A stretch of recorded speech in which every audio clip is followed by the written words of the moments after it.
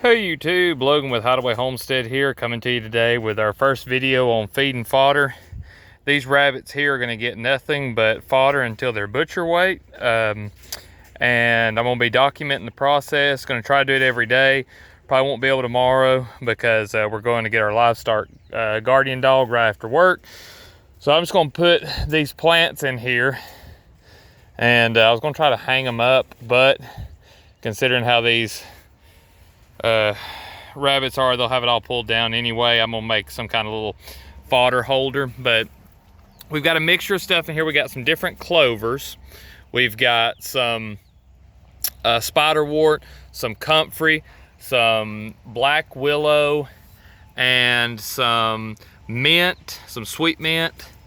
We've got some goldenrod, so just a variety of stuff. Right now they're kind of attacking the spiderwort, which now I'm not sure exactly what the protein content of spiderwort is.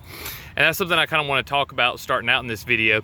If you're gonna feed fodder, something to think about is the protein content. You know, you want to be feeding stuff that's high in protein and stuff that's high in fiber. And you're not gonna be perfect on that protein content and that fiber content. What I'm trying to say by that is that you're not going to get a perfect 16 to 18% protein. It's probably going to be a little bit higher sometimes, and sometimes it's going to be a little bit lower. You want to try to keep it on the higher side. So, and give the rabbits the option to eat stuff that's high in fiber, so that way you're not feeding them stuff that's going to give them bloat. Because you can, from what I hear, I've never done it, just because I don't give them a ton of clover, but I've heard that a lot of clover can, cause your rabbits to have bloat. So you don't want that. It's a legume, so it'll give them that if you're not careful. It's a high protein.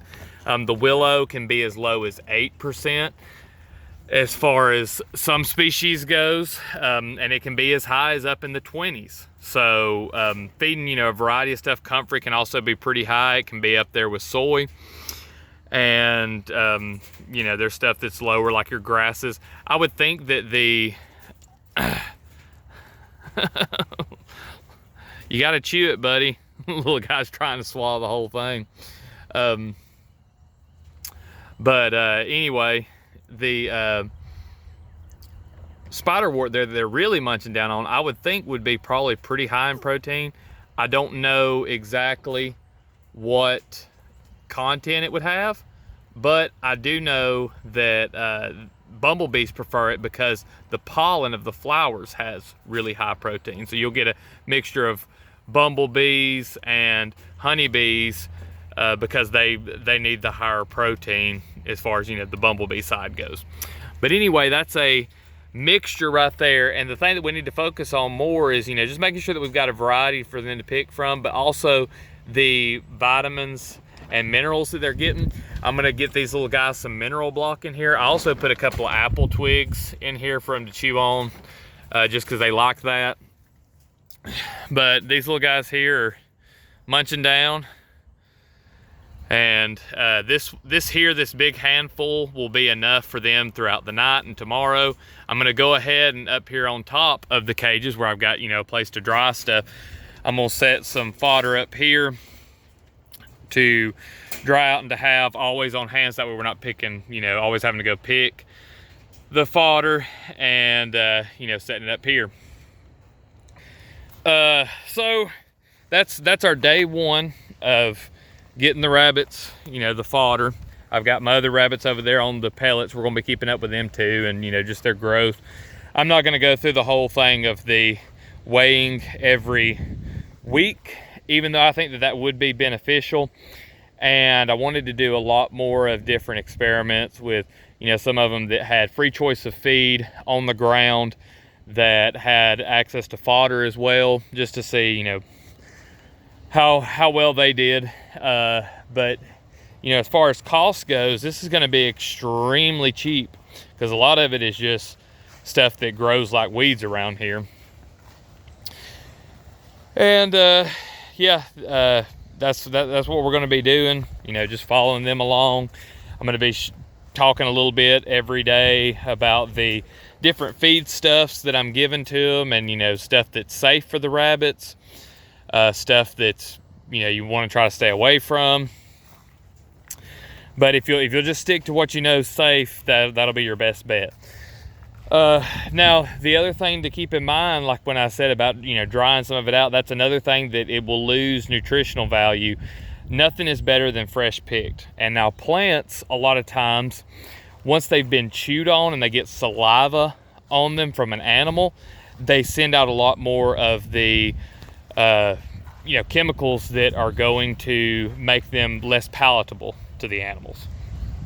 So like when you have giraffes, for example, that are feeding on acacia trees, I'm pretty sure it's acacia that they did the study with, but you know, the acacia trees, they'll eat on the acacia trees, and the acacia tree will send out a chemical signal to the other acacia trees because of the saliva, and the other acacia trees that are closer will, you know, make themselves more bitter, and that causes the giraffes to move along and always be going to, you know, fresh trees, so that way they're only taking so much. This video might get a little long because I'm already starting to get into a little lecture mode here. It's going to be you know, one thing after another when we get to talking about the trees and everything. Just like, for example, with these willows that I've planted out, I can come in here. I'm not going to pollard these this year. When they're growing during the summer, you want to make sure that you're keeping enough green leaves on them to where they can produce what they need to, and they can grow, and they can put the you know, stuff in the bank, or the roots. You know, the roots, it's like a bank. They put that in there to be able to produce when you do pollard them. Now, but I can come on these and I can lightly prune them. I can take around some of the bases of the trees. I can take, you know, some suckers that are growing out and feed to the rabbits. Even limbs that I don't want as they get bigger. Like, for example, with this one was already kind of pollarded because I used it for some cuttings. Now I could, you know, say, well, I'm going to keep these 4 branches right here around the top, and as they get bigger and branch out, I can come in and I can take all these others out. You don't want to take too much though.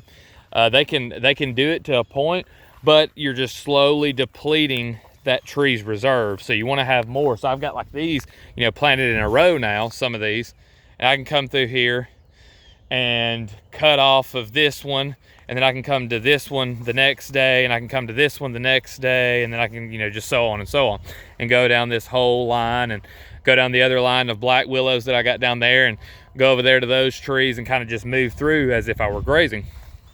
Now, one thing to remember is that when we go and cut these trees, there's no saliva involved. So in theory, you know, somebody who is a well-studied scientist could correct me on this if I'm wrong. You know, the plants, because from what I understand, if they get knocked down in a storm or a limb gets taken off, the tree just does its best to replace that as fast as it can. And it doesn't put the bitterness out because it doesn't seem like an animal threat. Even though we're taking the plant itself and feeding it to the animals, the plant's not getting that reaction. Except for there's a possibility, and all this right here is hypothetical, this is just me coming up with this stuff, is that maybe like if I took some of those willows, since it does send out a chemical, right? If I took some of those willows and I fed it to the rabbits, the willow might be able to send out some kind of chemical signal to the other willows around here, and it would make them a little less palatable. Don't know. It doesn't seem to be that way, but because the rabbits over here, they're munching down. They're getting on the willow now, and yeah, but there's a chance that there might be something to that. But you know, I'll try to cut it there. That's getting close to about 10 minutes. But if you're interested in the fodder stuff and seeing how this goes, you know, follow along. If you enjoyed the video, if you found anything useful in it, please leave a like. If you've got any questions or comments, leave those down below. And if you haven't subscribed to the channel already, go ahead and do so. I drop a video like this mostly every day. I appreciate all y'all watching, and we'll see you in the next one.